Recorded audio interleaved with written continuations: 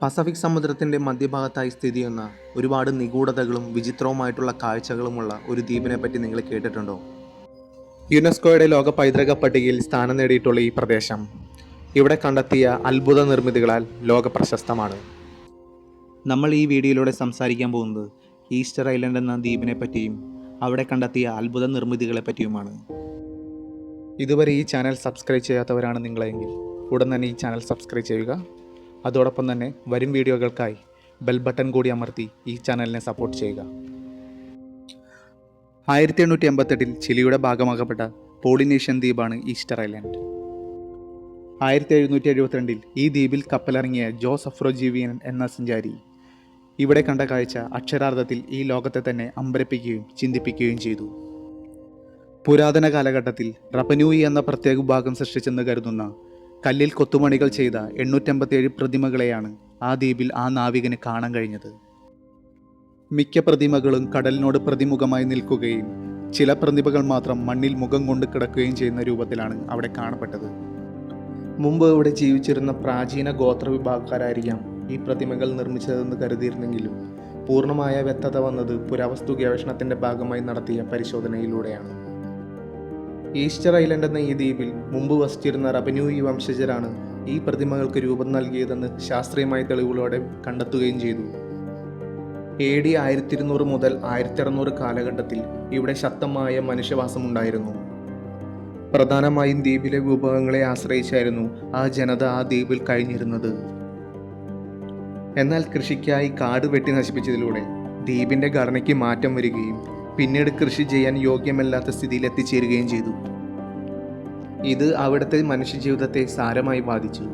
മാത്രമല്ല ദ്വീപിലെ വിഭവങ്ങളുടെ അമിത ചൂഷണം ദ്വീപിൽ ആഭ്യന്തര കലഹങ്ങൾക്കും പ്രശ്നങ്ങൾക്കും കാരണമായി.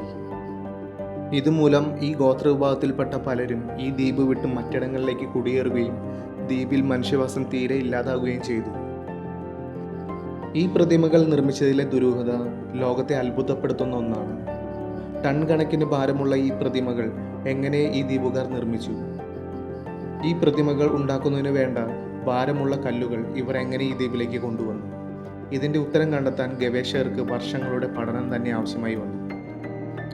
10 മീറ്ററിലധികം ഉയരവും 60 മുതൽ 80 ടൺ ഭാരവുമുള്ള ഈ പ്രതിമകൾ മോയി എന്ന പേരിലാണ് അറിയപ്പെടുന്നത്.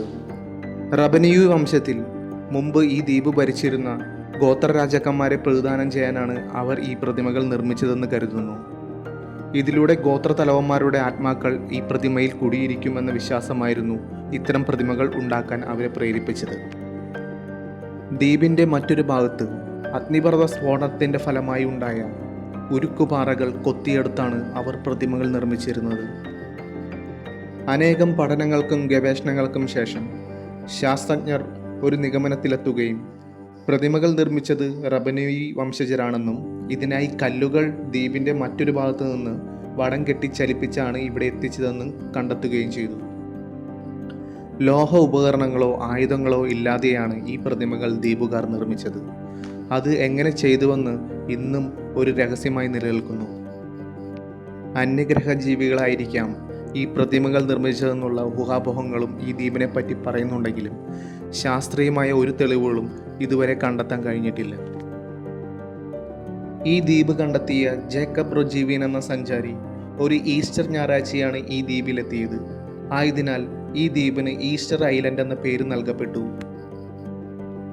യുനെസ്കോയുടെ ലോക പൈതൃക പട്ടികയിൽ പെടുന്ന ഈ ദ്വീപ് ഇന്ന് റപനൂയി ദേശീയോദ്യാനത്തിൻ്റെ ഭാഗമായി സംരക്ഷിക്കപ്പെടുന്നു. ഇന്ന് കേവലം 7000-നടുത്ത് പ്രാദേശിക നിവാസികൾ മാത്രം അധിവസിക്കുന്ന ഈ ദ്വീപ് ചരിത്രം അന്വേഷിക്കുന്നവർക്കും രഹസ്യങ്ങൾ തേടുന്നവർക്കും പ്രിയപ്പെട്ട ഇടമാണ്. പസഫിക് സമുദ്രത്തിൻ്റെ നടുവിൽ തികച്ചും ഒറ്റപ്പെട്ട നിലയിൽ സ്ഥിതി ചെയ്യുന്ന ഈ ദ്വീപിൽ നിഗൂഢമായ ഒരുപാട് കാര്യങ്ങൾ ഒളിഞ്ഞിരിപ്പുണ്ട്. ശാസ്ത്രം പല വിശദീകരണങ്ങൾ തരുന്നുണ്ടെങ്കിലും പൂർണ്ണമായ സത്യം ഇന്നും മറഞ്ഞിരിക്കുകയാണ്. ഈ വീഡിയോ എല്ലാവർക്കും ഇഷ്ടമായെന്ന് കരുതുന്നു.